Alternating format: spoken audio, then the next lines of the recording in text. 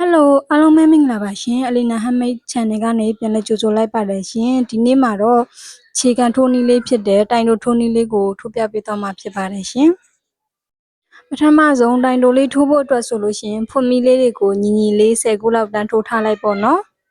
ပထမဆုံးတိထားရမှလေးကကြတော့သူကတိုင်တိုဆိုလို့ရှိရင်ဖွင့်မီတစ်ခုနဲ့ညီမျှတယ်လို့မှတ်ထားရမယ်နော်ဖြစ်တဲ့အတွက်ကြောင့်မလို့တို့ကတိုင်တိုထိုးတဲ့အခါမှာဆိုလို့ရှိရင်ပထမဆုံးဖွင့်မီတစ်ခုကိုခြံထားခဲ့မယ်ပေါ့နော်ခြံထားပြီးမှဒုတိယအပေါက်ကနေတော့ထိုးမယ်နော်โอเคအဲ့ဆိုလို့ရှိရင်ဒီမှာဒုတိယဖွင့်မီလေးနဲ့ထိုးမယ်နော်ဒုတိယဖွင့်မီလေးမှာဆိုရှင်ဖွင့်မီချမ်းလေးကနှစ်ချမ်းမြင်ရလိမ့်မယ်နော်ဒီမှာဆိုလို့ရှိရင်အပေါ်ချမ်းလေးရဲ့အောက်အချမ်းလေးရဲ့မြင်ရလိမ့်မယ်အဲ့အချမ်းလေးကိုတို့ကကြတော့အပေါ်ချမ်းလေးပဲယူမယ်နော်အပေါ်ချမ်းလေးကနေအက်ကိုအရင်ထိုးလိုက်မယ်ကလေးကိုအရင်ထိုးလိုက်မယ်နော်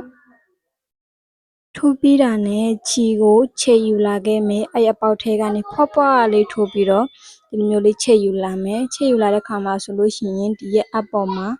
ခြီမြင်လေးကနှစ်ခုပေါ့နော်နှစ်ရစ်ရှိနေလိမ့်မယ်အဲ့လိုနှစ်ရစ်ရှိနေမယ်ပေါ့နော်အဲ့လိုနှစ်ရစ်ရှိနေတာကိုနောက်ထပ်တစ်ရစ်ရစ်ပြီးတော့အဲ့အပေါက်ကြားထဲကနေပြီးခြီကိုဆွဲထုတ်တဲ့သဘောမျိုးပေါ့လေပေါ့နော်အဲ့လိုမျိုးလေးဆွဲထုတ်လိုက်မယ်အဲ့ဆိုရှင်တိုင်တို့တစ်ခုပြီးသွားပြီပေါ့နော်နောက်တစ်ခုဆက်ထိုးမယ်သူကဖွင့်ပြီးအချမ်းလေးကမှအပေါ်ဘက်ချမ်းလေးကိုအောက်ကိုအရင်ထည့်လိုက်တယ်အရင်ထည့်ပြီးတော့ခြီကိုချိန်ယူလာလိုက်မယ်ခြီချိန်ယူလာတဲ့ခါကျရင်အဲ့ရဲ့ပေါ်မှာနှစ်ချောင်းရှိတာကိုတစ်ခါတည်းခြီကိုဆွဲထုတ်လိုက်မယ်လိုမျိုးဆိုလို့ရှိရင်တိုင်တိုလေးနောက်တစ်ခုရသွားပါပြီပေါ်ချမ်းလေးကိုထည့်မယ်ပြီးတော့ချိန်ယူလာမယ်ခြေယူလာပြီးအပေါ်မှာနှစ်ချောင်းရှိရာကိုအဲ့နဲ့နောက်တစ်ရစ်ရစ်ပြီးတော့ခြီ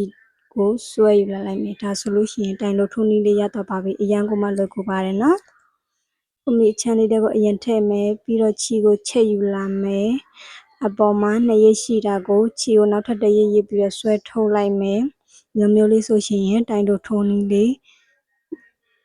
ရတော့ပြီပေါ့နော်အရန်ကိုမှလွယ်ကူပါတယ်တိုင်တို့ကတော့အခြေခံအဆင့်လေးပေါ့နော်ဒီလိုထိုးနည်းလေးအတိုင်းစူးစမ်းပြီးထိုးကြည့်ပါနော်ဒီလိုမျိုးလေးခဏခဏထိုးကြည့်ရင်ညီလာလိမ့်မယ်ပေါ့နော်ပထမဆုံးမှာတော့နည်းနည်းလေးခက်နေတယ်လို့ဖြစ်နေလိမ့်မယ်နော်ဒါပေမဲ့ထိုးပါများလို့ရှိရင်သူ့အတူလေးညီသွားပါလိမ့်မယ်ဒါလေးကတော့တိုင်တို့ထိုးနည်းလေးဖြစ်ပါတယ်ရှင်အားလုံးပဲလိုက်ထိုးလို့အဆင်ပြေကြပါစေနော်နောက်ဗီဒီယိုမှာပြန်တွေ့ကြပါမယ်ရှင်ကျေးဇူးတင်ပါတယ်ရှင်